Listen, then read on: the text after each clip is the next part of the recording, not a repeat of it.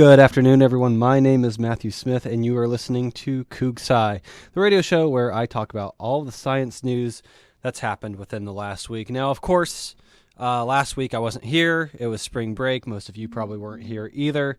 So we got news from the last couple of weeks going on, but I guess you haven't missed much because it's been a slow news week. So there's not a whole lot going on in general out there. But today's going to be a little bit different. I have a new segment today called BS in Science. I have 3 guests here with me today, 3 fellow students. And as I say your names, gentlemen, just go ahead and just say hello. So we have Jesse Bosdell. Hello. And we have Keith Reynolds. Hi. And we have Aaron Manning. Hi. All right. Excellent. You might want to get just a little bit closer to the microphone. The microphone kind of picks up everything, but only at a certain distance, essentially. Is that better? So, yeah, that's much better. Get any closer, we're going to be kissing, guys. Okay. So, I think most people know who Scott Kelly is. Yeah, absolutely. The United States astronaut. Has a twin on Earth. Yeah, has a twin on Earth. He was up in space for like 340 some odd days, nearly a year. Broke some records. Missed some holidays with his family, I'm sure, probably. Yep. Anyway, he's announced his retirement. Oh, after coming back to Earth. Yeah. I heard about this. He's coming back to Earth. They're comparing him with his twin brother, as the other astronaut, Kelly. And now he's retiring after making it. I mean, I guess that as an astronaut, that's what you want to do. Other than going to Mars, that's the pinnacle of your job, is to go to space and try to break how long and the records out there. I mean, we're not getting to Mars anytime soon, so. I suppose you're right. The thing is, it's if you read like any astronaut books like Chris Hadfield, An Astronaut's Guide to Life on Earth, things like that, you'll learn that there are actually a lot of astronauts at NASA who will never see a day in space. That's true. Yeah. And so, I mean, if you're Scott Kelly and you've been in space for close to a year continuously, you're the A-team. It's probably time to call it a day. Absolutely. At that point, right? No, so right. I was not surprised by his announcement. Chris Hadfield did the exact same thing when he came back from space after he was the commander of the ISS, and he had been in space like 3 or 4 times before that. So I'm not surprised. But now we need a new hero, don't you guys? Me. That's the Keith volunteers himself to be the new hero. That's the thing. Like, to get in the astronaut program, they actually have tryouts now for thousands upon thousands of people are trying out to get in the astronaut program. Now, you might not get in the pinnacle like Scott Kelly and be the typical, or what you think is typical astronaut, and be out in outer space for 340 days, more than that, or whatever it is. But there's tryouts you can apply for every day. You could be the hero if you wanted to try, Matt. I mean, it's open to everybody. Yeah, it is open to everyone. That's true. They have certain qualifications, but they're not like. I think all they want you to have is like an engineering and some science, an engineering degree. Is science. Want you to have. Absolutely. Yeah. And then they said people who have flight experience actually get bumped a little bit ahead of the list. So because if you're gonna fly in space, you got to be a good pilot. Apparently, you might need to be. You might need to be.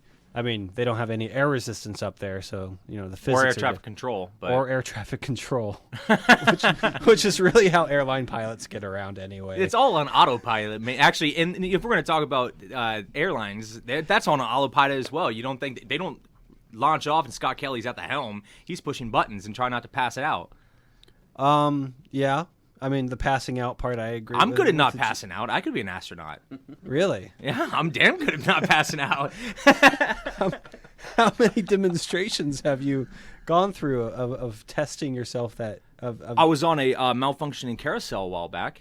A malfunctioning carousel? And it was just, it couldn't stop. Going faster. It kept going around. And I was one of the people that didn't pass out. I was covered in vomit from everyone else, but I was good.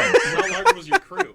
I don't know, like 12 kids and a few disappointed adults. I imagine they'd be harder to wrangle than just regular adults.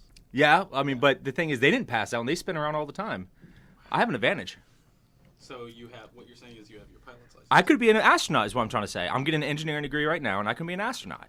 I'm going to be the new hero. What park was this at so I can avoid it? It's been decommissioned after the failure of the carousel back in '98. You know, they don't want anyone near it. So I'm trying to work a delicate balance here. Keith and Aaron both need to lean in closer to the microphone. There we go. Jesse's very Loud, very verbose, and he's carrying just fine. So yeah, just keep like about as close as I am to the microphone. I know that seems a little uncomfortable, but that's kind of the way for the it microphone goes. for me, that's fine. Yeah. It looks like this microphone has been chewed on, actually. Jesse, you stand about 3 feet back. I sound just as loud. So more about Scott Kelly and his twin brothers. So how is the research going between not only Scott Kelly but the previous Kelly twin that's been in space and their physiological differences now? Well, Scott Kelly's now taller. I think more research needs to come in on that. I think they're still waiting for the results of some stuff on that. So, like, one thing is that Scott Kelly came back shorter, came back taller. No, had to come back taller. Yeah, came back taller because he wasn't being elongated. compressed by gravity. Correct. Yeah. So, But probably quite weaker, too, though. well, yeah. Because you don't That have. was interesting. He tried to get up when he first landed, and they ended up stopping him and carrying him away from it just so that he wouldn't use any of his muscles. Yeah. Just to perform that menial task because they wanted to study him as if he was fresh from outer space. So, Yeah. So he's back, and I'm sure he and his brother are happy to be reunited, and both now former astronauts at this point, essentially. I don't think he's retired yet. I think it's like in a month or two or something like that. Once he signs all the paperwork he's and doing whatnot. a Peyton Manning. You is know. what okay. He's retired. He's retiring out on top. I'll hang out with my family for a bit. I'll make that decision Everybody later. knows what that means. Okay. So this is interesting news, and I like to do stories like this because archaeology is certainly a part of science, but a lot of people don't really consider it a part of science sometimes. And it might be, in some respects, it might be a softer science, but it's still science, and it's still super interesting to me. So they found an ancient puppy. It's I know that sounds adorable. The pictures are not adorable, though. How ancient? 12,400 years. Yeah, that old. That's ancient. It's That's pretty ancient. ancient. And it's still a puppy. And it's still a puppy. That's interesting. At what point? I'm pretty sure after 12,400 years, it stopped being a puppy. Yeah. Yeah. It's so basically it's incredibly well preserved. Forever young. Yeah. Yeah. So it's and like parts of it's like 70% of its brain is still intact. This is the most intact brain that they've gotten from this old. Like they don't have any brains from this age, essentially. There wasn't many brains back in that age. It's a They didn't have the different. internet. It's a different species of dog. We've never seen this type of dog before. And so now there's, I believe it's a. I don't want to get the country wrong. I'm probably going to get the country wrong, but I believe there's a Korean scientist who actually wants to try to clone this thing. Is basically what it comes North down or to. South Korea? Cool. Yeah, the Jurassic South Park. Korea. South Korea? South You have to be. You have So to we'll be make able sure. see it. Yeah. This is a valid claim. We can have canine Jurassic Park. Yeah. There you You go. know, the thing is that North Korea, Jurassic petting zoo. North Korea is too busy. They're Being too North busy, Korea. They're too busy to clone other animals because remember they found that source of the unicorns. Yeah. and they're busy studying. That's that kind of right what I now. was thinking you would say Yeah. here at the end of this. This is going to be a punchline. Found Yeah. 12,000-year-old puppy. Guess what? Is in North Korea. No. So no, I think they found it somewhere in Russia. I'm not sure. I could where believe that. Yeah, I'm not sure where specifically, but I do believe They found are it going to somewhere. use them in their yearly Olympics. Correct? I don't know. Yeah. It looks like a pretty small fine. dog, too.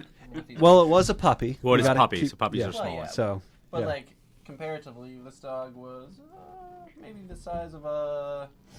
That's just a little bit larger than like a Chihuahua. Yeah. That's maybe 2 Chihuahuas. That's Yeah, actually a unit of measurement we're going to use for this now. That's 2 Chihuahuas large. About 2 chihuahuas, huh? Yeah. Okay. Are we talking long-haired or short-haired? And they don't know what the species of the dog is. No, well, that's a new species. It's a new species. So it's not really a new species. It's just one of the original species. Then after they left the gray wolf, Something like that, It would yeah. have to be one of the original, if you will, species. I don't know. It'd be interesting to see if testing genetics on this puppy, if they're able to find any like root ancestry with current dog breeds that we have nowadays. Yeah. No. Exactly. Then you'll be able to use. I mean, it has the brain, right? Yeah, it does have the brain. So that's plenty of DNA right there. There's plenty of DNA to be able to, maybe clone this thing, get a really awesome new breed of dog. Well, old breed of dog. That'd be amazing. You don't see applications of this? I fear that it may not be as domesticated Nah. as dogs that you're used to nowadays. So No, it'll I agree sweep with the Aaron on that. It'll stemming is sweep like the a Westminster. new breed of dog that like, hey, come pick up this dog for your children, but it may maim and or try to like steal them and pull them under the bed. No, You know, it's a puppy. It's a puppy. I mean, how dangerous could it be? Well, do they know that if this dog was domesticated or not? Can they prove that? From where they found it? I don't know if they can prove that or not. No. I know they basically found a sibling somewhere nearby, and it was also fairly well preserved, not as preserved as this one. Well, if it's a dog, that's the thing. If it's a dog, it's been domesticated for a while. Because when we took dogs back from the gray wolf, we started breeding them for their domicile, that we can dominate them. We've been breeding them for reasons that we want them to help hunt with us, but they also have to know that we're their alpha. And after a while, they start becoming less of a wolf and more of a dog. So if it's a dog, it's more domesticated than a gray wolf. They all came from It's that. be more domesticated, but to Aaron's point, it's not going to be the brand of puppy that we're so used to seeing in our everyday households. It's still going to be a little bit more wild than what we're used to. Is probably what this dog was like, would be my guess. too feral for walkies. Too feral? Yeah. I think it'll sweep Westminster Kennel Club. It'll win best new breed after it kills all the other breeds. There's no breed pure. No breed pure. Its lineage is this long. So one thing from the story that I wanted to point out, and I know that the listeners can't see this, but they're using a flea comb to clean, get all the dirt Puppies have off fleas. the Ancient dog. fleas. Yeah, Some puppies have That fleas. is, that's kind of what that's hilarious to me. Obviously they're not trying to actually get fleas off the dog, but that is kind of you think Well, they'll after probably- 12,000 years you might have one or two on you. It's something dead or an egg or something Yeah. like that, especially if it was frozen. Yeah, I don't know if it was frozen. I have no idea. Then how was it preserved so well? Well, there are peat bogs and things like that. I don't know Oh, how. I don't okay, know how yeah. it was preserved. I really don't. No. But Seems like a it's peat bog thing. there are peat bogs and there's ice and there's space. Those are the three things that preserve things really well, essentially. Okay. No, that makes sense. That makes sense. It's not a space dog. It's not a space dog. Have they Reiterate, not a space dog. have they named it? Have they named it all? Because you have Lucy is an old human ancestor. Have they named this dog yet? They were not listening to a Beatles song when they discovered it. I'm pretty No. Sure. Okay. All right. But if no one gets that joke, the famous skeleton Lucy, the reason it was named is because when they found it, when they were first discussing what they should name it and etc., the Beatles song "Lucy in the Sky with Diamonds" was playing, and they're like, "Well, let's call it Lucy," and so that's where the skeleton got its name. I didn't know that. Yeah. I thought it was someone's wife or something. No. It was our It ex-wife, was the really. Beatles If you want song. to. Yeah. Yeah. No one was listening to Yellow Submarine when this was discovered or anything like that. So it's not Sergeant Pepper It's not or anything. Sergeant Pepper. Oh, that'd be a good. Actually, to tell the truth, that'd be a good name for a prehistoric dog. Is Sergeant Pepper? What about old yellow submarine? Yeah, here we go. Old Yeller Submarine. Old Yeller perfect. Submarine. I like it. I like it. Well thought out. So we're gonna move on. We're gonna go on to Moving Jesse. on. You had a news story that you wanted to. Yeah, absolutely. I have this really cool news story. It's coming out of University of Georgia, America, not the one over near Russia, but University of Do Georgia. they have a University of Georgia over in the country of I'm Georgia? sure Georgia has a university. Yeah, I'm sure they do. DeVry? At least one. Yeah, don't know. they have. I'm sure they have. They're not an uneducated country. They're very well respected in their realm. That's why it was such a huge thing when Russia was taking over the parts of their land. But yeah, no, University of Georgia, America. So there's a student. Actually, his name is Forrest Goodfellow. He was able to implant nanoscopic iron beads inside of some chicken embryos, but specifically inside the chicken embryos' neural stem cells. And since they were able to put these iron beads that were able to react with MRIs, they were able to track this stem cell for 15 days and be able to see what it does. And then finally, around the 15th day, it actually differentiated, became another cell in the neural, what would be the chicken's brain. And why this is so incredible is that they were able to, it's kind of like following and tracking an animal and to find their mating behavior in the wild. And by using the mating behavior, you'll be able to mate more of them in captivity, like pandas or rare lions or tigers. Well, we're able to track this neural stem cell and actually find out what it does and allows us to be able to use more stem cells in the future instead of just blindly stabbing people in the brain with neural stem cells that are undifferentiated. We know more what they could do. So it's like a behavior stem cell is what you're telling me? Nearly. I mean, all it was really meant to do is follow a stem cell for a while, and it turns out to be 15 days with this iron nanoscopic bead injected in the embryo into the neural stem cell and be able to follow it and find more of its behavior, be able to allow scientists to more understand stem cells before they, like I said, blindly stab it into people with Alzheimer's brains and see what happens. Wait, was that the practice before this happened? Yeah, it was archaic. It was an archaic practice. But no. They used a straw. This is one of the things in getting on to recent stem cell research. This is really one of the next steps in recent stem cell research to be able to do things to help fix the human brain, which we all know brain cells don't repair after they've been damaged, especially after a spring break for WSU. So. Yeah, but that's pretty much what's going on. I mean, there's a lot of really cool science and a lot of future science that can come off this research to be able to discover and move forward with the research of stem cells and how we could use it in the future. So I'm just and this is I'm not trying to make a joke here. I am trying to make it like a distinction. So they were able to track the stem cell behavior, which tells them the behavior of the animal? No, which tells the behavior of the stem cells itself. I was using an analogy about talking about tracking the animal. I'll make that more clear. It's just we use this as if we were following an animal. We were tracking the stem cell, how we would follow an animal to find how it reproduces, or in this case, differentiates into other stem cells. More clear on this. So tracking device for cells. Exactly. Yeah. How are they tracking them? You said something about using beads. iron. How do they read the iron? So it's a nanoscopic iron bead that they put inside the neural stem cells. And I have to specifically keep saying neural stem cells. From now on, I'll just say stem cells because there's different types.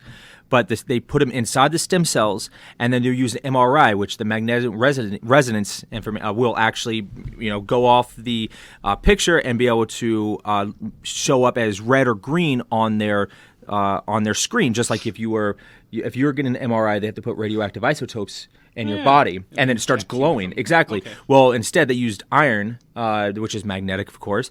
And they used iron. They tracked it with the MRI machine, so it would show up with red and green. Actually, I have a picture of it right here. It looks like an awesome kaleidoscope. Yeah, and all those little green dots are inside. They're beads inside of the stem cell, and we were able to follow a live stem cell instead of just dead ones. And that's what's really amazing about this. It's undisturbing a stem cell and let it do what it needs to do.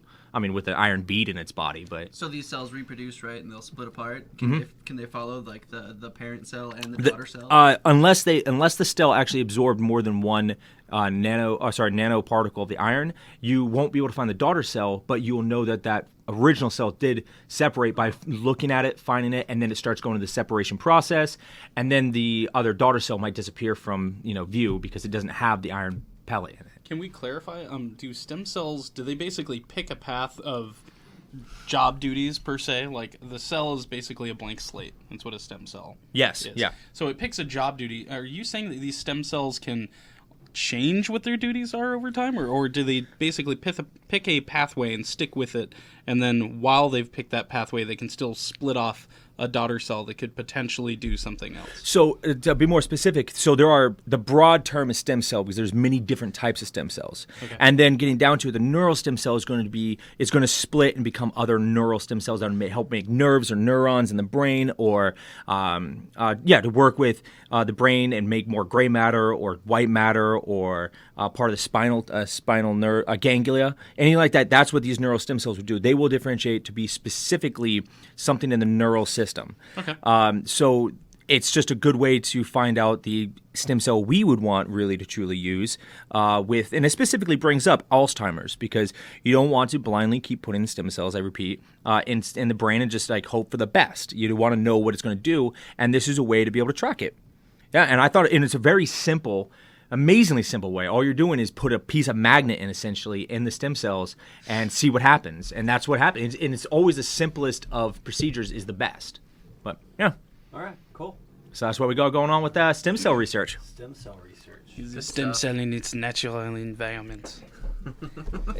Exactly. That's exactly it. Very well put. Yeah. So what else we got on the agenda, Matt? So Large Hadron Collider. Oh, yeah, I've heard about that. Yeah. thing that's really big It's- in yeah. Geneva. Yeah, according to some, it's a death machine. Yeah. Yeah, well, These black holes, it's gonna swallow us up. In the whole Yeah. world, whole the And- entire yeah, world. Yeah, I remember before they turned this thing on a few years ago, like there was someone out there who was saying that there was a 50-50 chance that this thing was going to basically blow up the entire world. Oh, when we blow it up, black holes wouldn't blow up. Actually, I was reading an article today talking about how the winds at a black hole is 20% the speed of light. So it won't blow it up. It will just annihilate it into the most molecular form. Oh, okay. Well, And then that's- cause it to shatter from existence. Somehow that's better. It's more. I mean, it's more scientific. So at least you're not blowing up, quote unquote.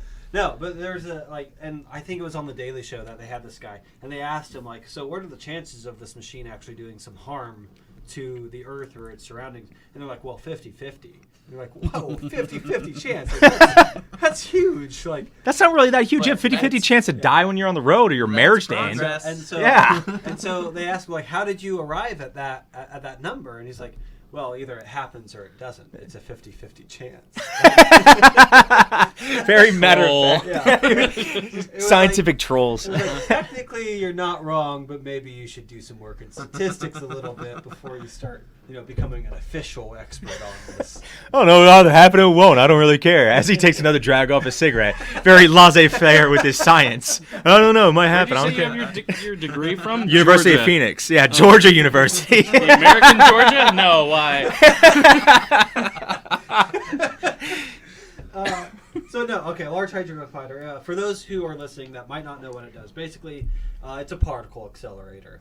And more specifically, what it does is they take two particles, and it could be any two particles. Quarks or protons is usually what they try to do is with protons or neutrons, and they spin these two protons around this track in opposite directions, faster and faster and faster and faster, until they collide.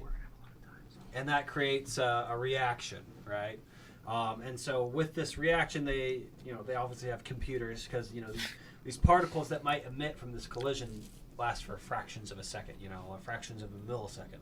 And so then they use these computers and they determine huge detectors. Yeah, they have these huge detectors, and that determines that helps them decide we found a new particle or we didn't. So we found the Higgs boson. We already know that. Boom. We're done. And yeah, and job, you would Higgs. think Science that- is done. And you would think like the Large Hadron, the scientists at CERN who run the Large Hadron Collider, they have had issue with that actually because this collider, it was constructed for one reason and one reason alone. That was to find the Higgs boson, and now they found it. And so now, Defund them. They're useless now. and that's what a lot of politicians and other people That's are saying, ridiculous. which is, what's the point now? Where else is there to go? If that was the point and you did it, then where do you go from there? And so, of course, that's not really although that's the fundamental particle of mass. That's what the Higgs boson is. That's what gives everything mass. They think that there could be smaller particles out there. And so they collided these two protons together again, and they got more photons from the reaction than they were expecting. Okay. And nobody really knows at this point what this means. This is highly theoretical science here, obviously. Yeah. So some people are saying it's another smaller particle out there, and then if it is another smaller particle, then what kind of particle is it? And so some people have suggested that it's gravitons. Oh, so the carrying particle of gravity. Yeah, the particle that actually creates or has gravity, that gives everything That gravity. that is pretty much what gravity is. Like the Yeah. gluon is part of the Yeah. electromagnetic. Okay. Because when you get down to brass tacks, like gravity is just a theory. We don't really know what causes it. We just know that it exists, and we can predict its behavior very, very well. Mhm. But we don't.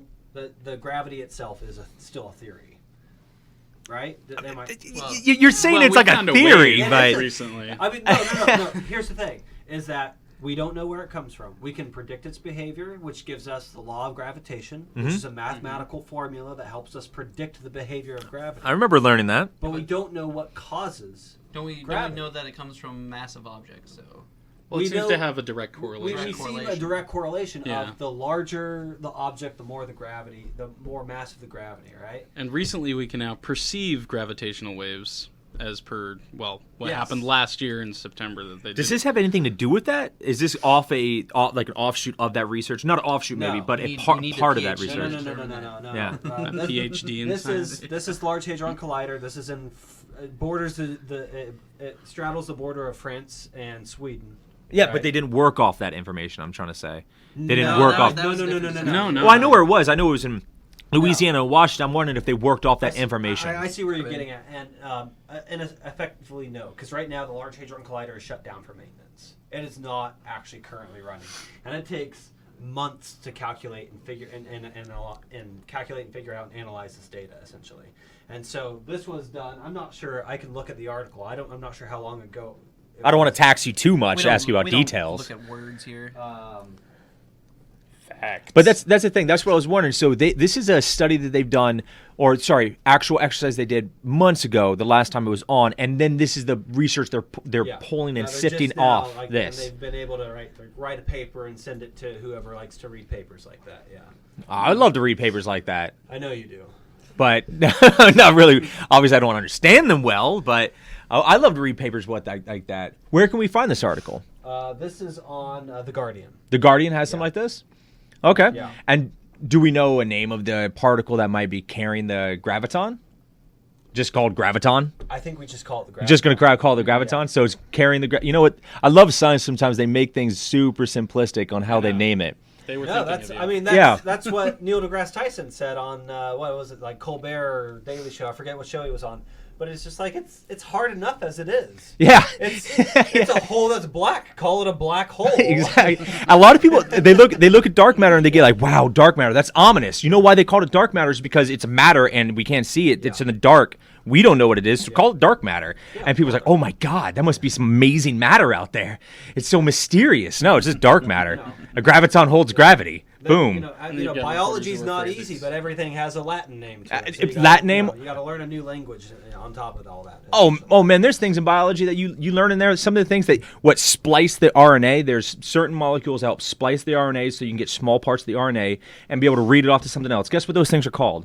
I don't know. They're called splicers. Splicers? They're Wow. called splicers. That's Really? what they're called. Cool. Yeah, but that's what I kind of like about Is splice biology. a Or Latin term? I don't know. well, it's from Maybe splice they didn't have A. anywhere to go with that. Well, it's from splice A, which means to bore the heck out of you. But no, it's splicer. It pulls parts of the RNA apart. It splices the ends of it, which is it's so simplistic sounding, but I bet you that person who named that did not get his PhD. They're just like, he didn't come up with a term. he's just mad. That's his mic drop at the end of the research. It's like, you know what? Screw it. Call it a splicer. I'm not looking up Latin. I named these splicers. But yeah, everything has. I mean, it's a simple name. So graviton. That's essentially what we might have discovered. Yeah. Graviton. Heck yeah. Maybe. Well, the thing is that when you take two particles and you smash them together with high energy, like you're doing at Large Hadron Collider, you get a lot of weird data, just weird anomalies. Yeah. It's like, what was that? I don't know. Let's do it again. Didn't happen again. One-time thing, I guess. And that was like quantum physics. So yeah, in quantum physics, basically, that's basically what quantum physics is. It's like, let's figure this out. Well, if you try it 2 million more times, maybe we'll get one more result. You know. So yeah. One more time of those 2 million. Yeah. So it's Here's the science, man. so that's basically what they have to do. They have to repeat the experiment again in the exact same way, and they might do it again, and they still might not get anything. No. And basically, the way this goes is that you smash particles together time and time again, and you're hopefully getting a result that becomes statistically significant. Something repetitive. Not So, 50-50. If it happens, Yeah. Not Earth 50-50. is toast. Oh no. 2 million times. It's 50. If you run this experiment 50 times, sorry, 2 million times, and it has a 50-50 chance, we're definitely going down one of those Yeah, I times. know, At exactly. least one of those times we're going down. You flip a coin 2 million times, you're going to get a head in there sometimes, or tails, definitely. That was probably the U.S. politicians' mindset when they canceled the super colliding super. Oh, in Oh, yeah. Texas. Yeah, God. Texas, Oh, that was ridiculous. Now we gotta shut this down. It's going to end the world. It's going to cause a super black hole. Should we have super a massive. moment of silence for the Texas Hadron Collider? No, that no, never no, was. radio No, silence- radio silence is bad. Radio silence is very bad. I'm going to take my own personal moment of silence. You've been doing that all show, Aaron. Don't tell me my business. You know what? You know what's more significant? I'll take a moment of silence for this, which is a lot for me. That's huge. So I'm going to be quiet. All right. So now we're all going to be quiet. No, I'm going to keep And moving talking. on. Moving on. What else do I have here? I might not have anything else. Well, there's actually my moment of silence is over. Oh, that was quick. talking about, well, you know, it's only a moment of science, but talking about ending the world and a supermassive black hole. They're talking about how black holes, there's a theory of, there's a lot of theories about how the universe started, how it may end. There might be other universes. So one of the multiverse theories is what's called the mother verse theory, where it's a parallel universe theory, but it's kind of working off a natural selection, where if the beginning of a human's life or a creature's life is the birth, or in the case of the universe would be the Big Bang, at the end of its life will be like a big crunch or big cooling or whatever, heat death, but the reproduction of that life in the universe would be black holes. So black holes, stars collapse. You're able to create a star, have the physics for a star or any other kind of planetoid or nebula. And when it collapses, it might send particles to another universe or a parallel universe. And that is your reproduction for the universe. And therefore, any universes that may have happened prior to us or along with ours didn't create black holes, or it created very few. So since it didn't create very many, it didn't reproduce essentially very often. Since it didn't reproduce, it didn't pass on its physics or genes.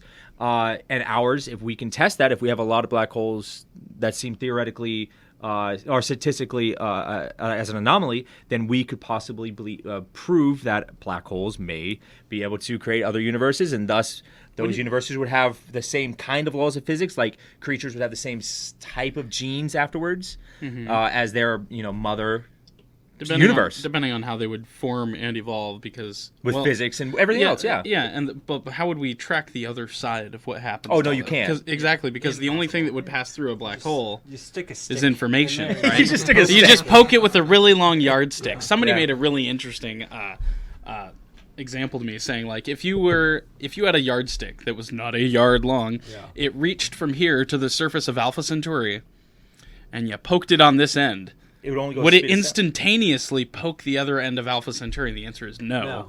No. Because the yardstick is still made out of atoms. Yeah. Move the speed of sound. Yeah, they can still move as fast as atoms can collide with one another, or at least encroach on one another's space, which would seem pretty instantaneous within the scope of limitation of our senses, but no, it would not reach Alpha Centauri instantaneously.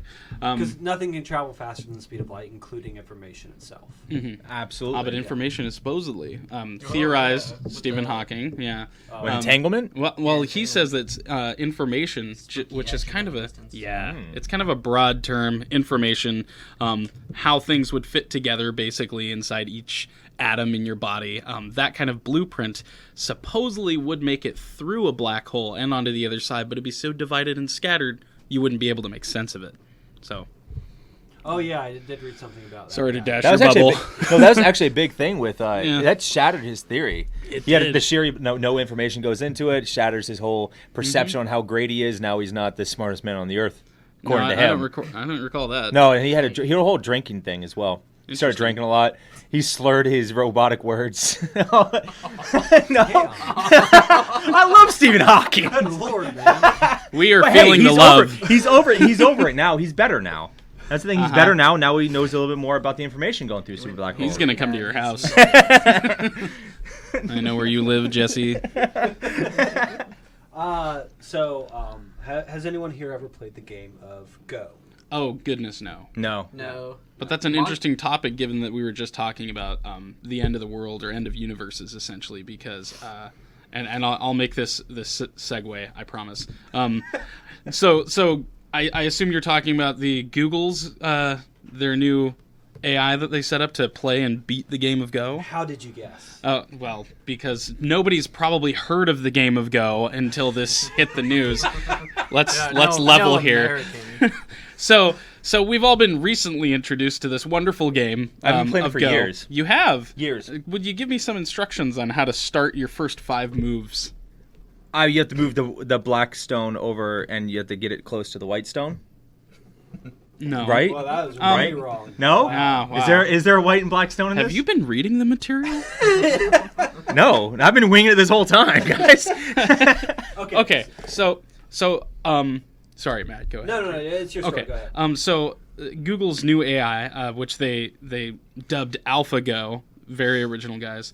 Splicer. I think it's because Google recently kind of separated and turned into its own company for R&D, which is Google, and then their mother company, Alphabet.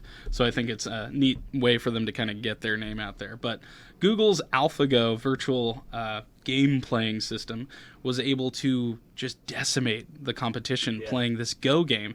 It won 4-1 matches. And obviously this is something that maybe we saw coming with the way that, software can beat people when playing chess. Recently, a cell phone beat an entire chess tournament, which was pretty sad for humanity, I think, on that front. I think that's amazing. It is amazing because we made it, right? Yeah. So even though it beat it, we made it. But then we're getting into the whole, but AI might be surpassing our way of problem solving. And the big insight into this is during the match, during the second game of the Go match between the AlphaGo system and I don't know if I'm pronouncing this right, Lee Sedol, the other guy who's playing it. It was the 37th move in the game, and Google's system stopped looking at the match because think of it like this: it's a giant board, kind of like a checkerboard, and all this action is happening. Yes, you've all played Go now. So the bottom half of the board has all this action, we'll say, going on, which is really just white and black dots being placed near one another to try to counteract a move. So the AI on the 37th move decided to tell its human counterpart, the person who's actually placing the pieces, to place a dot way off in the top right corner-ish in that blank space of the board where nothing was happening. Yeah. And as soon as it did, Lee, the guy it was playing, stopped, looked up, started sweating profusely, and just left the room. He left the game. He left. I don't mean like this was a tiny. Like he left the event. He took off. No, he didn't resign. But like He's like, time got- out. I got what's got on a going plane on? and He went didn't home. say anything to anyone. He just gets up and walks out. So 15 minutes later, he walks back in, and he's got a little hand towel with him, and he's wiping his face off. And he just walks up to the board, and he's staring at it. And it takes him another 15 minutes before he says anything. And he concedes, I believe, at that point. He looks at the move, and he says, "This is so beautiful. He says, this is a perfect move, and it is not." He kept saying that it was beautiful, and then he reiterated that it is not human. Huh. Because no human would have thought to put the piece that way. And the reason this is a little spooky is because the way our virtual AIs work is we train them to use logic and forced arithmetic. So we'll have them play a human over and over to learn how they work, right? And learn the mistakes. Precisely. This system they pitted it against itself.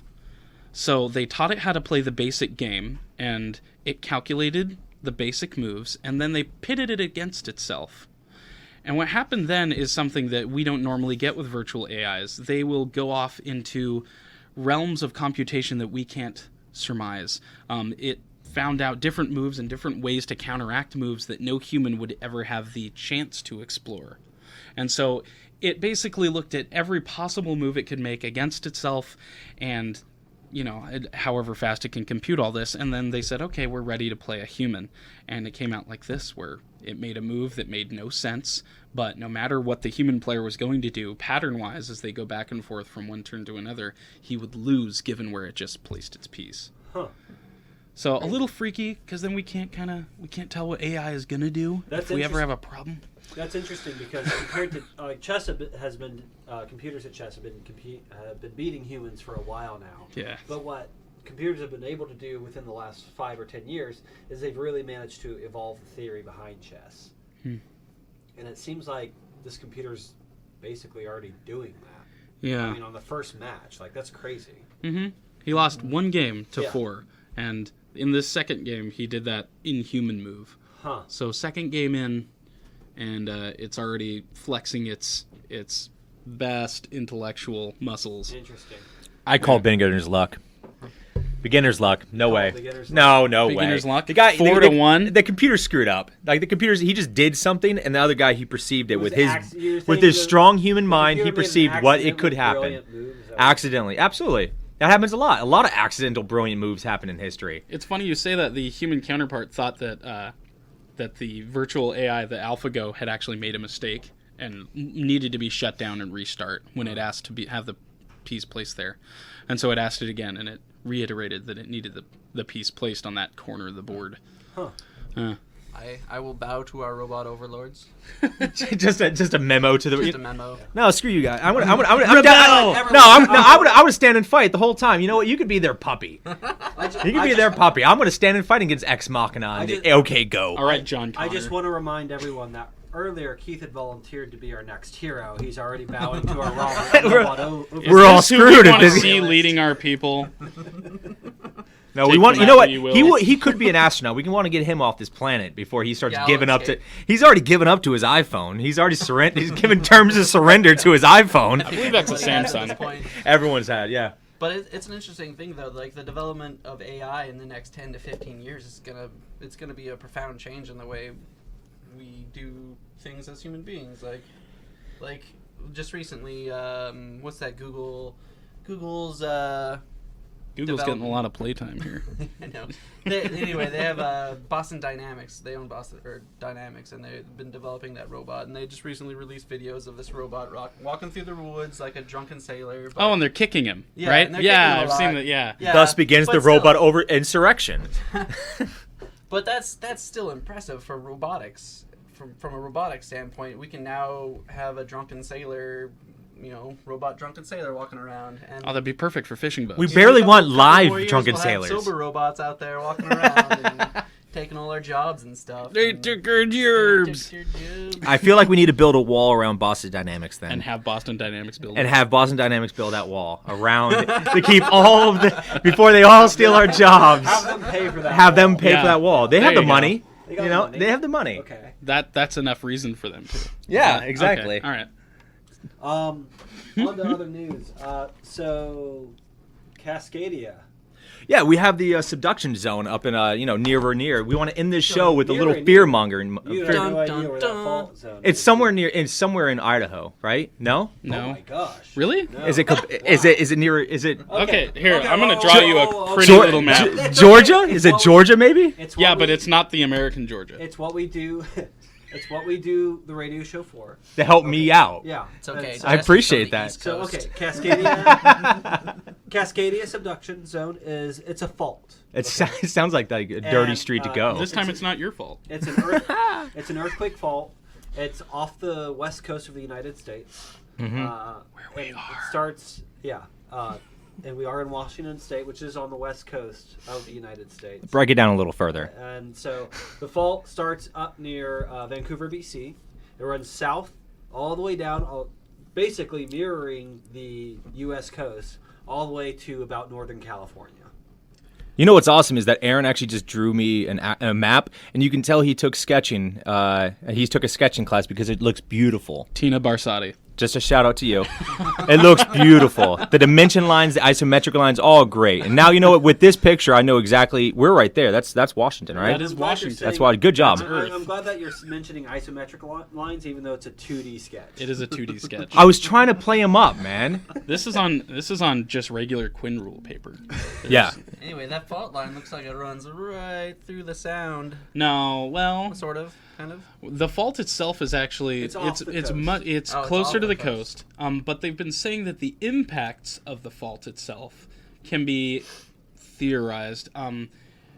I would say the large geological impacts, like what actually happens to Earth being moved around and altered by this, would be felt as close as to like I-5 corridor. So they've been saying that even though the fault itself is there, you got to think that the action isn't just going to happen where there's slippage. Yeah, no, of course not. Yeah. In fact, I heard from one expert that basically they figured everything west of I-5 was going to be leveled. Yes, Basically what that they- was yep. Yeah. So here's your I-5 corridor. Which is, I live just east of it, so time that's to move good east for of me. it. Yeah, I would we're say fine. I'll be. Everyone here take a breath WCB's on of the East fresh air. Coast. We're all good. Yeah. You're absolutely well, right. we're real close to I-5 right here, though. Yeah. Wait, west of I-5. That's also LA, right? I don't know. Yes. I feel like we need to throw on some Wait, Tool. no. We need to throw on some Tool right Here's- there. Just have them talk about how they float into the ocean. Get in 90s. So anyway, this subduction zone, if you look at the rest of the world, look at Alaska and Japan and Australia, or New Zealand, not so much Australia. all these areas have earthquakes far more often than we do. And California is included in that category. It has far more earthquakes than Washington and Oregon or San Andreas. Canada Yeah. will. And so the reason is because of the subduction zone. It's not a very active fault is basically what it comes down to. And so for a while we thought that was a good thing. And it turns out that It's a very bad thing. it's a very bad thing. Our You want- time has come. You want your earthquakes to be frequent Consistent and very and small. light, yeah. Whereas Because here in the West Coast, they're infrequent and really, really huge. Because you've got to think we're going to have about the same amount of pressure on our tectonic plates up here, but we don't have any creep happening, Right, exactly. That's what it is. It's creep. No release.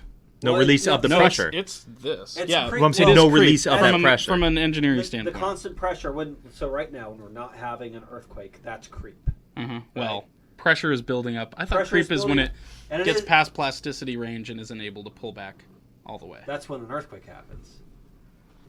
It's when the fault slips, Okay. right? Two rocks Yes. against each other. Yeah, I thought that was creep. Yeah, and I wouldn't call that creep. Well, I- okay, I you're looking call at a that- very large scale. I call that holy cow, the earth is moving several feet at once. So what kind of effect would this have on the area here in the Pacific Northwest? You're dead. Easier access to swimming. Anywhere west of I-5, you're dead. Yeah. That's Do you fine. think Just any, everyone move east to I-5. People will thinking- stop talking about Mount St. Helens. Do you think volcanoes would erupt though because of Finally. this? Do you think any of the volcanoes would erupt because of this? No, I don't think they would so. lose pressure, actually. Would they? If you think about once it slips under, you're going to have this cataclysmic cascade of land slumping. After a few years, it's possible.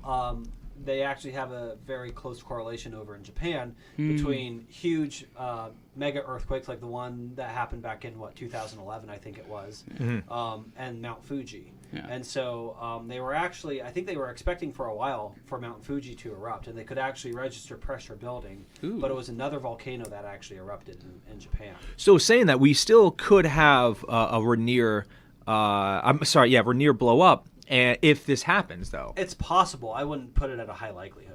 That would be a whole nother disaster. A whole in nother. itself, yeah. One whole nother. One Yeah. whole nother Not two. disaster. So if that it is possible for all these volcanoes that are on the subduction line or the subduction fault to be able to become more active, or I mean, this other volcano you're talking about in 2011, it blew up instead of Mount Actually, Fuji. it didn't blow up. See, that's the other thing. It After the erupted earthquake. in 2011, it erupted like 2014 or 2015. That's a short time compared to Earth years. Yeah, I know, Geologically. Yeah, Earth years, that's nothing. But Yeah, I get that. But- But no, I don't. I mean, maybe one on the West Coast would, but I don't know if the Japanese fault and the Cascadia fault. I don't know if they're similar or not. I have no idea because there are different types of fault zones. So I have no idea if they're different or not. we're supposed to be like fear mongering right now. We're talking about. I want everyone to go. Oh my goodness! Buy These water. guys just said that Mount Rainier is going to blow up. Crap. So buy Nestle water, and also Do not buy this. buy Christ. Nestle water. It's the freshest water Get your outside. wading boots out. No, More on this disaster next week. I was doing. You wonder why kayaks are so cheap right now. I was doing a little bit of research just out of randomly. It wasn't really even connected to this, but I was just curious. Like, what do the experts essentially recommend for a Natural disaster like natural this. disaster preparedness kit?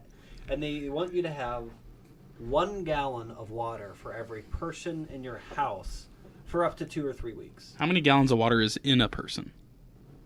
In a person? Like I'm just right saying. now? Well, Depends on the survival person. comes down to it. Like, what is Keith here worth? And gallons of water. Yeah.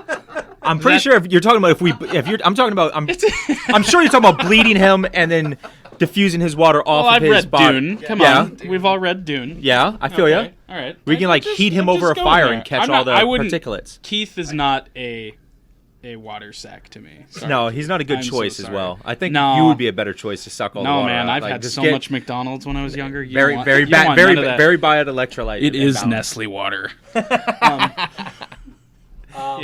So no, a gallon of water for Yep. every person in the house. For 1 week, a gallon for 1 No, week. for 2 or 3 weeks, because that's how long they think that you'll be without services. essentially. So Automatic. 1 gallon of water supposed to that was last supposed to last you. Huh?